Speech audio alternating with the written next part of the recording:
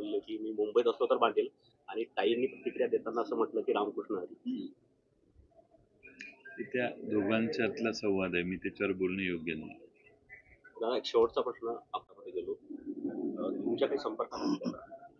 माझा काही संपर्क झालेला नाही आणि त्यांच्या जिल्हा मध्यवर्ती बँकेला काही निधी मिळावा यासाठी मला वाटतं ते तिकडे गेले होते, पण माझा संपर्क नाही आहे. अनेक मोठे नेते जो वाद चालला, म्हणजे काळे झेंडे दाखवण्यात आले त्यांच्या ताफ्याला. आज नवाब मलिक हे कार्यक्रमात उपस्थित राहणार आहेत, म्हणजे नाराजी डावलून देवेंद्र फडणवीस यांची. काय सांगाल, काय चाललंय? मला असं वाटतं की विधानसभेला तिकडच्या बाजूने अजित पवारांच्याकडून नवाब मलिक यांच्यावर अतिशय गंभीर आरोप झालेले आहेत. त्यामुळे बहुतेक भारतीय जनता पक्षाने त्यांची मुलगी उभी राहिली तर चालेल, पण नवाब मलिक नको असं काहीतरी सोल्युशन काढलेलं दिसतंय. म्हणजे थोडक्यात भारतीय जनता पक्षाने ते मान्य केलेलं आहे, नवाब मलिक यांना बरोबर घेणं असा त्याचा अर्थ आहे. त्यामुळे नवाब मलिकांच्यावर आरोप भारतीय जनता पक्षानेच केलेले आहेत आणि अतिशय गंभीर आरोप केलेले आहेत, आणि त्यामुळं त्यांची जवळीक भारतीय जनता पक्ष करते असं आता चित्र समोर येत आहे. सर, आज रक्षाबंधन आहे. दादा आणि संयमी नेता म्हणून तुमची ओळख आहे, मात्र काल जालन्यामध्ये जो गोंधळ पाहायला मिळाला त्यानंतर तुमची प्रतिक्रिया पाहायला मिळेल काय?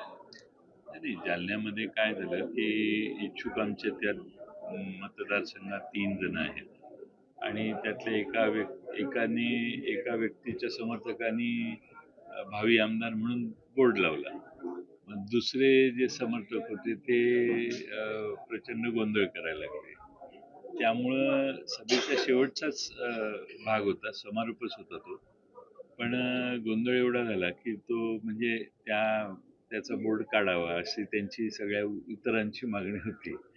या दोन्ही याच्यात बरंच वाक्ययुद्ध झालं. त्यामुळे मी त्यांना शांत करायला त्यांना हे केलं. सर, महायुतीमध्ये अजित पवार राष्ट्रवादी कुठल्या मतदारसंघांवर दावा करणार आहे? नाही, अकोला जिल्ह्यामध्ये आम्ही पूर्वीपासून काही मतदारसंघ लढवतो. 2-3 मतदारसंघ या जिल्ह्यातले आहेत की जिथं आमच्या कार्यकर्त्यांची इच्छा आहे निवडणूक लढवण्याची. आज बऱ्याचशा कार्यकर्त्यांची, नेत्यांची चर्चा करतोय मी. 21 तारखेपासून आमच्या चर्चा सुरू होतील.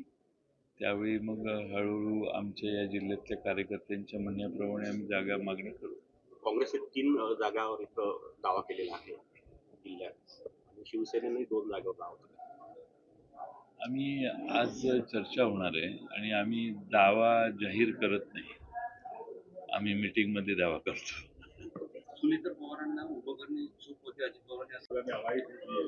राज्य सरकारचा अजून आत्मविश्वास नाहीये की निवडणूक झाली की आपण निवडून येऊ शकू, आणि म्हणून जाहीर केलेल्या वेगळ्या योजनांची जाहिराती करणं, लोकांच्या पर्यंत त्या पोहोचवणं यासाठी त्यांना वेळ पाहिजे असं दिसतंय. आजच्या तारखेला निवडणूक घेतली तर बहुतेक त्यांचा पराभव होईल असं त्यांना वाटतंय. त्यामुळं हरियाणाबरोबर आपल्या निवडणुका पूर्वीपासून होत होत्या, पण आता यावेळी डिफर केल्या. त्यामुळं या नोव्हेंबरमध्ये घेण्याचा आणि जास्त कालव्यय करण्याचा त्यांचा प्रयत्न दिसतोय, आणि निवडणूक आयोग त्याला बळी पडते. त्यामुळं बघू आता, पण त्यांची निवडणूक घ्यायची आज तरी तयारी दिसत नाही. सर, राजेंद्र